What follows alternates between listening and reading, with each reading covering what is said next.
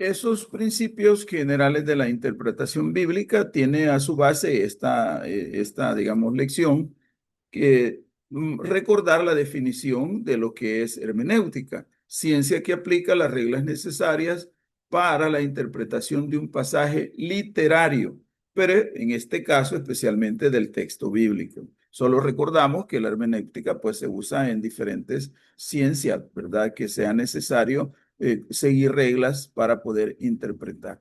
La hermenéutica no es una disciplina abstracta, ¿verdad? Sino es una necesidad práctica para comprender la palabra de Dios que se revela en diferentes momentos históricos, en diferentes circunstancias sociales, en diferentes circunstancias económicas y de interacción, obviamente, de social, ¿verdad? La intención entonces de Dios es revelar en esos contextos su palabra y a lo largo de la historia el pueblo de Dios se ha visto en la necesidad de explicar, traducir e interpretar las escrituras con el fin de preservarlas, con el fin de compartirlas y con el fin de utilizarlas o aplicarlas fielmente. Esto es interesante, miren, porque el, el, el mismo mandato de Dios, por ejemplo, en la formación del pueblo de Israel, que es, y estas palabras que yo te mando hoy, las enseñarás a tus hijos y a los hijos de tus hijos. ¿Cuál es la intencionalidad? Bueno, uno, al enseñar, obviamente hay que explicar, ¿verdad? Hay que ampliar. ¿Y eso qué produce? Eso produce el apropiamiento, el dominio, el entendimiento de lo que me están compartiendo. Eso se traduce tanto para la vida interna, como también vamos a comprender el término en traducir como el mismo idioma de todas las generaciones a lo largo de la historia de la humanidad, sus idiomas mismos como resultado de la dinámica de la sociedad misma, se va cambiando. Entonces, por supuesto que hay que ir traduciendo lo que se conoce como es transfiriendo a otros códigos, digamos, idiomáticos de un idioma en particular, esa Sagrada Escritura. Eso sucede, por ejemplo, en este momento, cuando se traduce el texto bíblico a otros idiomas, ¿verdad? Que se van generando. O a idiomas existentes, pero que no tienen el texto bíblico. Entonces, esa es una transferencia, digamos, ¿verdad? Pero el pueblo de Dios se ha visto obligado a explicar, enseñar, a traducir, ya sea hacer, digamos, válida el conocimiento, el concepto, la intencionalidad de la revelación y también a interpretar las escrituras. Y esto ha llevado a preservarlas, ¿no? Aún contra todo pronóstico, a enseñarlas y a tener una vida de aplicabilidad con ellas. La hermenéutica, según la tesis inductiva, nace dentro de la misma revelación bíblica, es decir, que se desarrolla por necesidad histórica y adoptada para proteger el sentido original del texto inspirado. Eso dice la tesis inductiva, que la hermenéutica se hace necesaria, ¿verdad? Para que el texto, para que lo escrito, lo expuesto, y recuérdense que la traducción oral, ¿verdad? También de la palabra, entonces ese texto auditivo, pues se pueda mantener sin errores, ¿verdad? Sin subjetivismo, sin distorsión doctrinal, digamos. Hay X doctrina, pero la palabra es la palabra, ¿verdad? La misma. Eso dice la tesis inductiva respecto a la hermenéutica. Recordar que proviene del griego hermeneut y podríamos nosotros verlo en tres, en este caso, para esta lección, en tres citas bíblicas, ¿verdad? Dice Juan 1:42, y lo trajo a Jesús, ¿verdad? ¿En qué momento está hablando? Vamos a ver aquí, Juan 1:42. Dice que es cuando es el relato de los primeros discípulos, ¿verdad? Y entonces aparece por ahí, eh, Andrés, que es hermano de Pedro, y le dice, ¿verdad? Hemos hallado a Jesús, ¿verdad? Y dice el versículo, y le trajo a Jesús. Es decir, Andrés a Pedro, ¿verdad? Trae. Y Andrés trajo a Pedro a Jesús, y mirándole Jesús a Pedro, dijo, tú eres Simón, hijo de Jonás, tú serás llamado Cefas. Y en el texto bíblico, usted puede encontrarlo en la Reina Valera, entre paréntesis, que quiere decir Pedro. Eso significa una interpretación, ¿verdad? Ese término, porque eh, para nosotros, eh, para los lectores de todos los tiempos, ¿verdad? Bueno, que Cefas quizás era otro nombre de la época, por ejemplo, pero aquí el escritor hace esa acotación o el traductor, ¿verdad? Hace esa acotación para los lectores. En el Evangelio de Juan también, el capítulo 9, versículo 7 dice, hay otra aplicabilidad sobre esto, 9:7, ¿verdad? Y dice, y le dijo, está en el contexto de que está sanando a un ciego, eh, y dice al ciego, y le dijo al ciego, ve a lavarte en el estanque de Siloé, y entonces aparece también otra traducción, ¿verdad? Que traducido es enviado, ¿verdad? Y en Hebreos 7 capítulo 1 versículo 1 y 2 dice, a quien asimismo dio Abraham los diezmos de todo, ¿verdad? Estamos hablando de Melquisedec, ¿verdad? Entonces, esa historia que encontramos en el libro de Génesis, aquí otra vez aparece en la carta a los Hebreos, capítulo 7 versículo 1 y 2, ¿verdad? Eh, Asimismo dio Abraham los diezmos de todo en el 2, ¿verdad?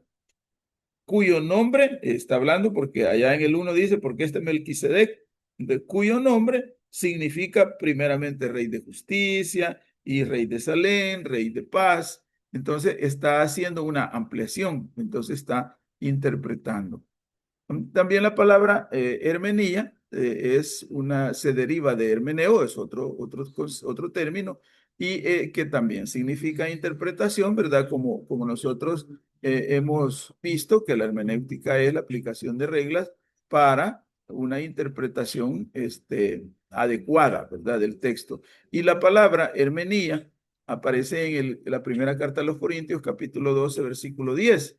Y en si nosotros podemos ver en qué contexto está escrito esto, en 12:10 está hablando de los dones, ¿verdad? El capítulo tiene ese subtítulo de los dones espirituales.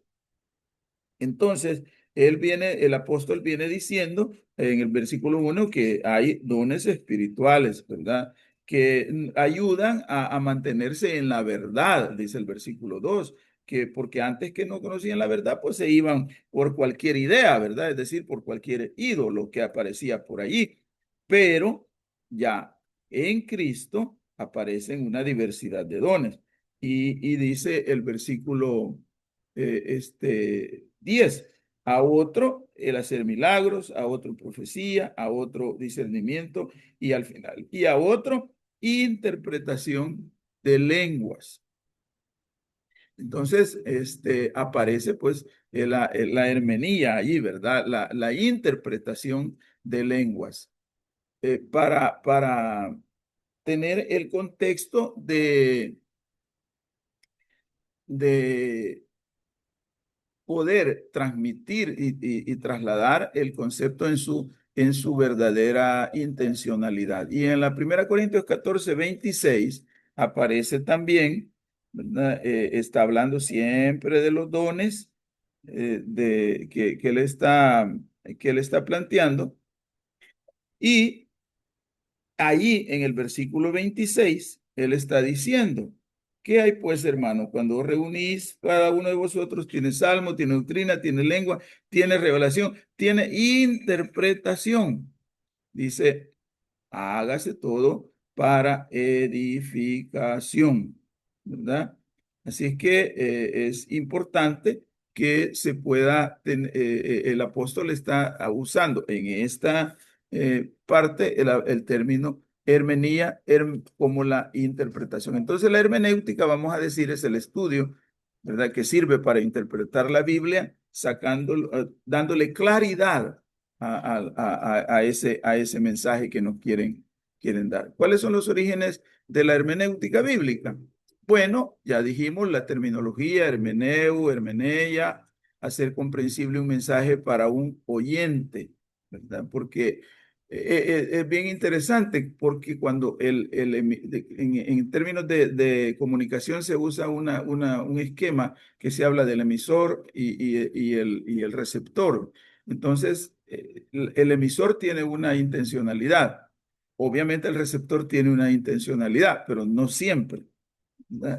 Yo puedo tener intencionalidad ahorita de estar compartiendo con usted, perdón, estas palabras, estas ideas de hermenéutica, pero puede ser que usted esté en otra situación que no le esté permitiendo ponerme, seguirme la intencionalidad.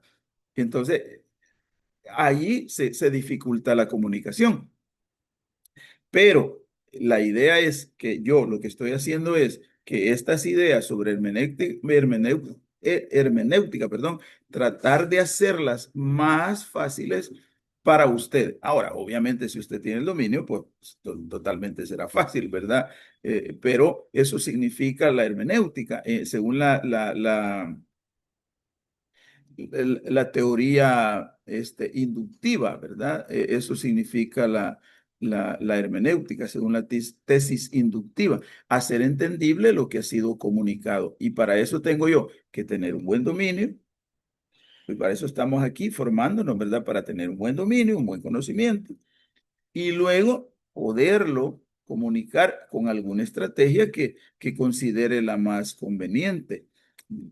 Imaginémonos, va, el tema de los sordos. Entonces, yo puedo interpretarla, yo hablando, pues, interpreto el texto bíblico, pero tengo que traducirlo al lenguaje de ellos, al esquema, al sistema comunicacional de sordos, y tengo que apegarme al texto. ¿Eso qué implica? ¿Verdad? Eso implica que yo tengo que tener un buen dominio, un buen conocimiento y además usar la estrategia, la herramienta adecuada para que el receptor, que en este caso es el sordo, comprenda bien el texto original y no me comprenda a mí nada más, no comprenda el texto. Ese es el trabajo del hermeneuta, ¿verdad? Luego, en el Antiguo Testamento, vamos a decir que el origen de la interpretación uno puede encontrar en el libro de Nehemías, capítulo 8, dice, leían en el libro de la ley y ponían el sentido, es decir, oían lo que alguien estaba leyendo.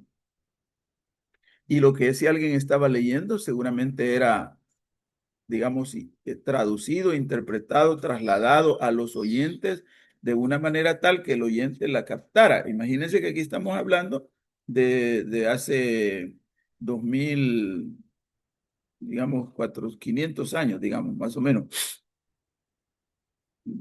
Entonces, ¿cuántas personas podían leer y escribir? Si hoy en el siglo XXI todavía hay déficit en ese tema, imagínense en el siglo 4 antes, 6 antes de Cristo, ¿verdad? 5 antes de Cristo.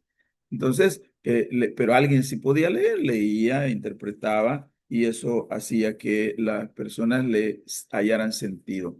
José, el hijo de Isaac, de Jacob, perdón, nieto de Isaac, pues interpreta sueños en un capítulo 40 de Génesis, capítulo 41. Y los profetas, ¿verdad?, que interpretan la historia a través de la luz de la revelación que Dios les da.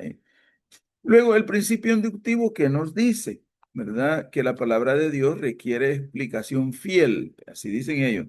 Tanto es así que en el judaísmo post-exílico, cuando se cambia del hebreo al arameo, hay una necesidad de explicación, lógico, ¿verdad?, porque había que traducir. ¿Y cómo hacen esas traducciones? Bueno, a través de los targumes.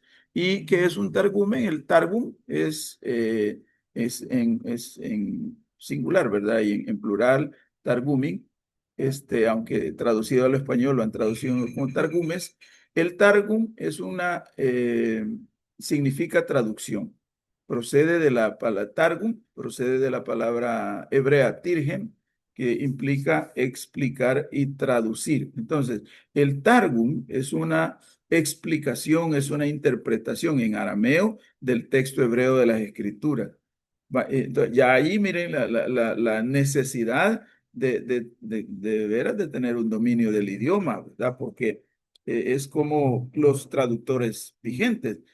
Hay un idioma, no puedo decirles qué idioma, ¿verdad? O sea, qué idioma puede ser, pero debe existir una comunidad de hablantes en este momento en algún lugar del planeta que la Biblia no la tienen ellos en físico, en papel, digamos, ¿verdad? O en audio, no la tienen, porque no ha habido una traducción del texto, ya sea de lo que se tiene, de las copias que se tienen en los idiomas en el griego, digamos, fuera copia del Nuevo Testamento, ¿verdad? Entonces, o hay copias del griego, hay copias de inglés antiguo, hay copias de español del siglo V, del siglo XV, etcétera, ¿verdad? Entonces, pero traducir desde allí hacia ese nuevo idioma de esa comunidad de hablantes, ¿qué implica? Implica lo que aquí dice, el concepto de Targum, que es una explicación, interpretación. Entonces, ellos lo que hicieron fue traducir el texto a el idioma, eh, al idioma, en este caso, arameo. Así es que vamos a entender esto, que eso sería como una explicación de Targumes. Y del Midrash, ¿verdad? El término Midrash también, que es otra, eh, digamos, otra herramienta, digamos, de esta manera, que significa, es una compilación de las enseñanzas de comentarios, en forma de comentarios legales, exegéticos u homiléticos de la Tanaj y del Talmud. Entonces, el Midrash toma elementos actuales para ejemplificar de un modo comprensible los textos antiguos. Volvemos a lo mismo.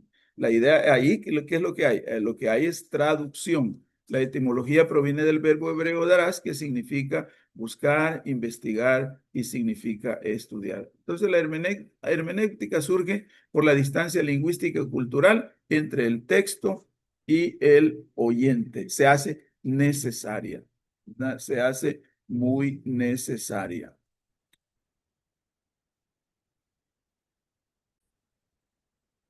Entonces, en el Antiguo Testamento, no en el Antiguo Testamento, en el Antiguo Tiempo, digamos, ¿verdad? Aparece ya en el tiempo del post-exilio, ¿verdad? Posterior ya al regreso a partir del regreso, digamos, de los judíos a Jerusalén, a la repoblación de Jerusalén, a la reconstrucción.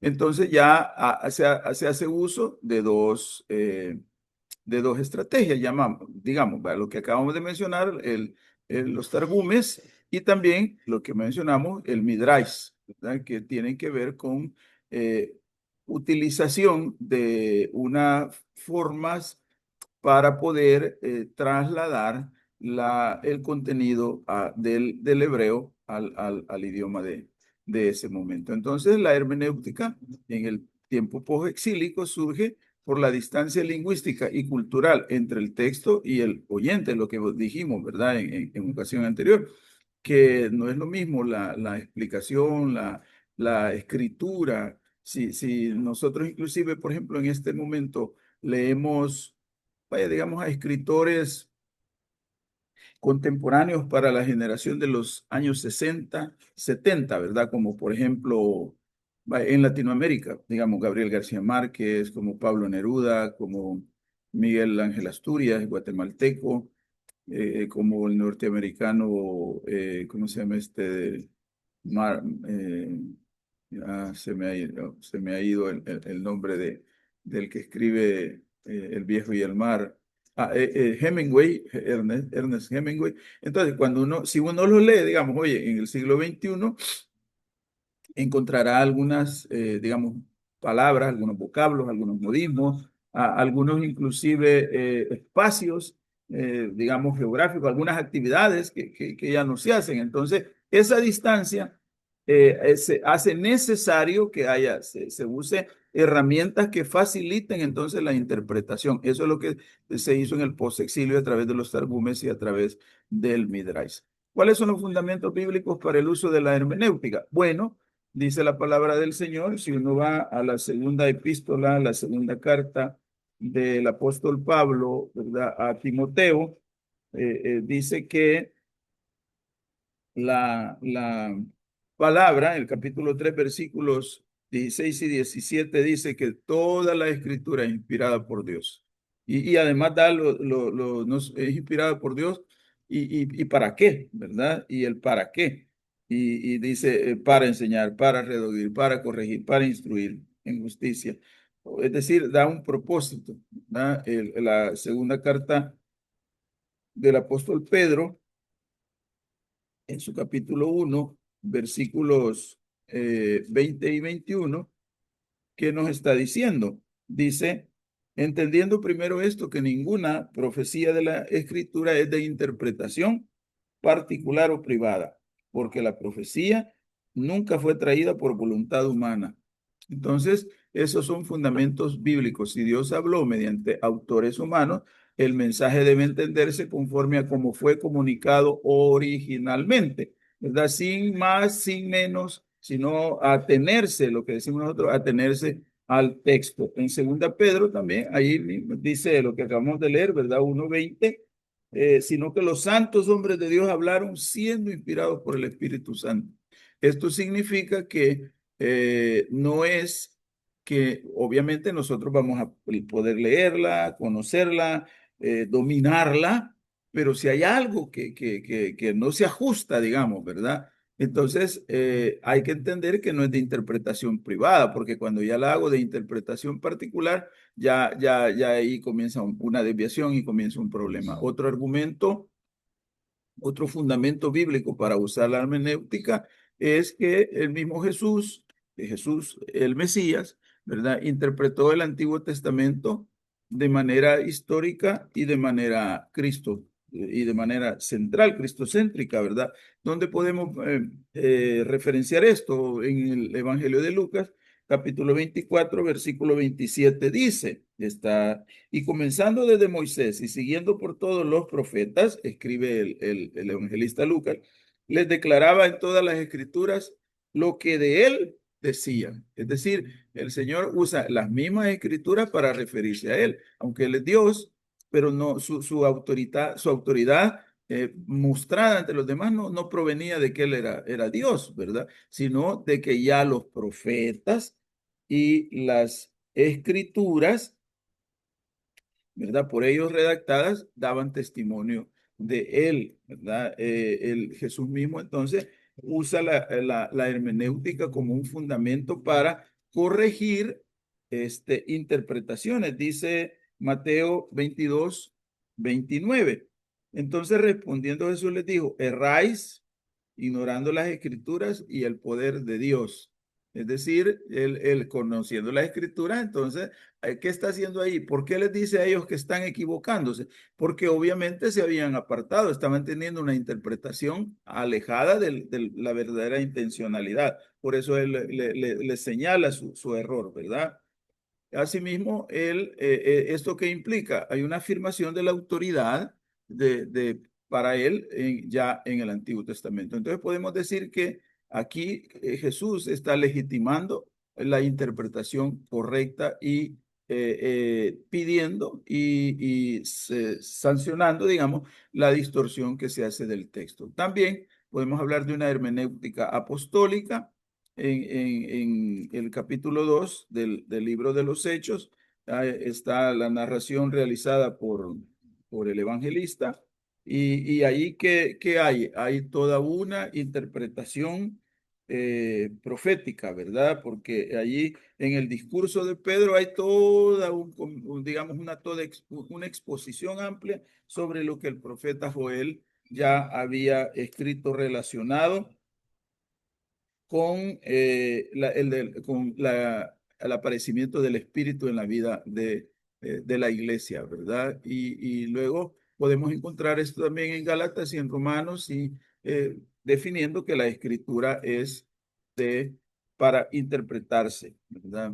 Ahora, ¿por qué se adoptó la hermenéutica para la interpretación bíblica? Bueno, para evitar herejía, ¿verdad? La herejía entendida como la distorsión del mensaje original, ¿verdad? Y a partir de allí, la construcción de un dogma, la construcción de un posicionamiento, llamémosle, bueno, no le llamemos dogma porque de repente algunos también se incomodan, digamos, ¿verdad? Porque puede uno parecer como muy ortodoxo, pero digamos, son posicionamientos alejados de la verdad.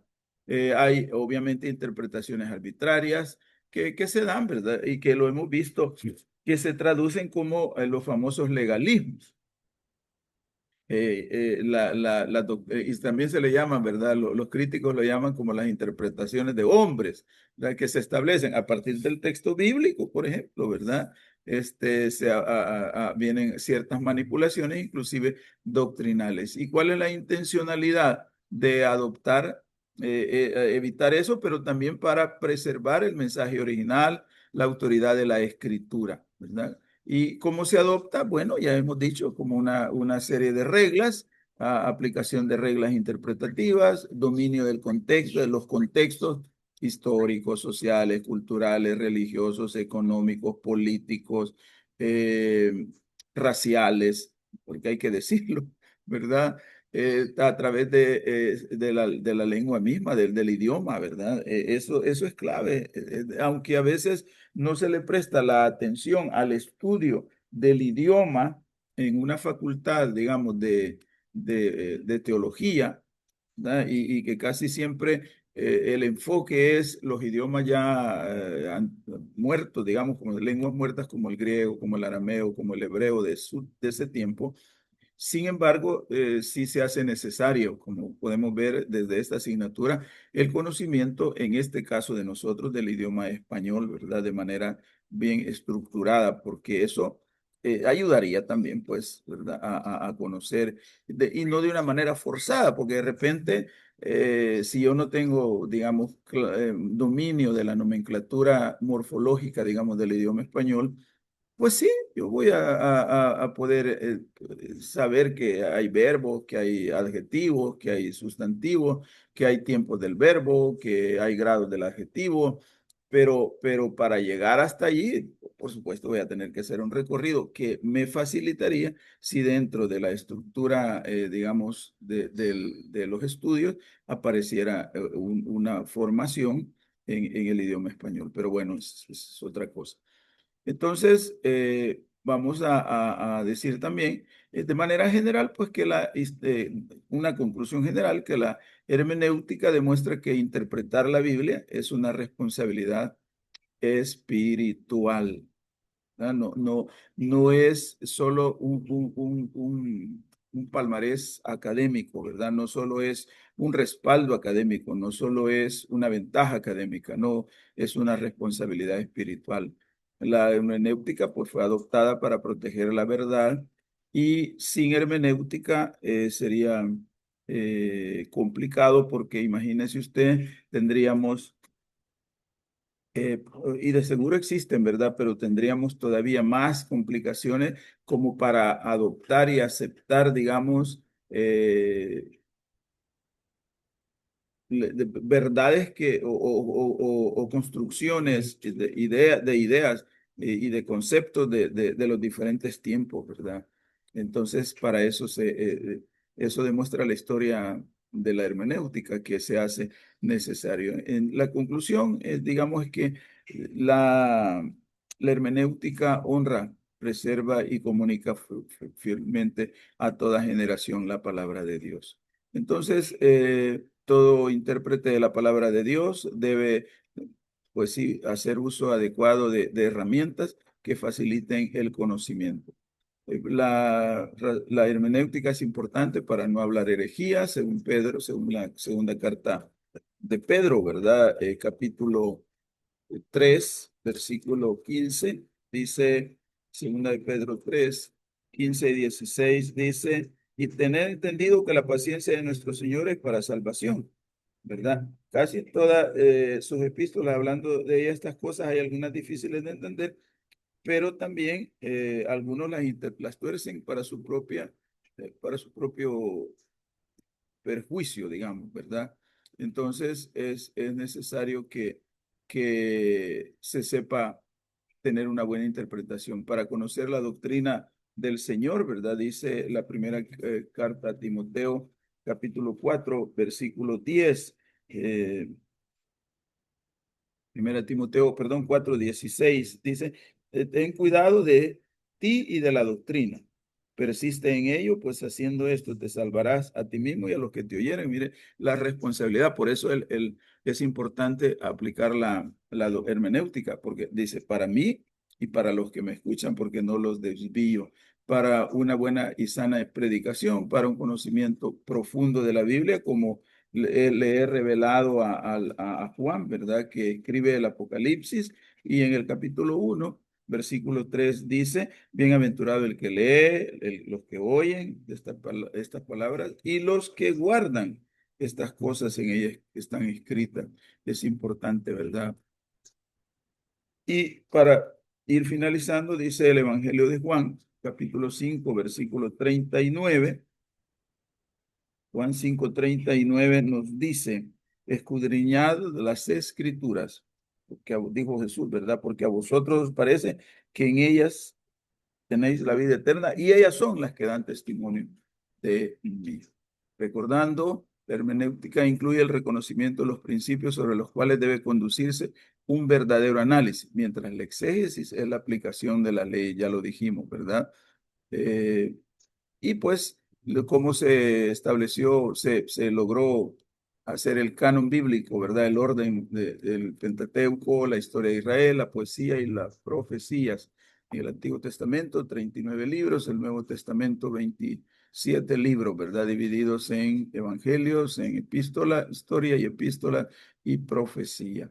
Así que hermanos, la intencionalidad de nosotros, pues hoy en esta ocasión, revisar sobre estos conceptos. Van a aparecer también en su aula, pues con esta información van a aparecer algunos documentos que nos faciliten el conocimiento. Dios nos bendiga a todos y pues pongámosle todo el interés a nuestra formación para que sirva de edificación a todos. Nos vemos en la próxima ocasión. Dios les bendiga.